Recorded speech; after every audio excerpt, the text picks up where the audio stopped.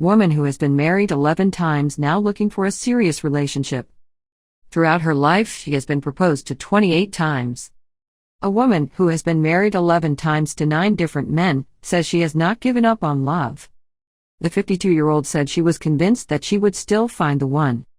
She reportedly fantasized about marrying her brother's friends when she was a young girl and first tied the knot just after leaving school. According to the Mirror, she knew her first husband from high school and married him 2 months after telling her sister that he would be her groom. However, things did not last between the young lovers, leading to the woman getting engaged to a man she always had fun with. Sadly, that union also fell apart, only for them to give it another go shortly after they officially split. Similar problems sneaked into their marriage once again, leading her to putting a ring on another man's finger. Reportedly, she said, "Number 8, I met him online and a week later we drove to Las Vegas and got married.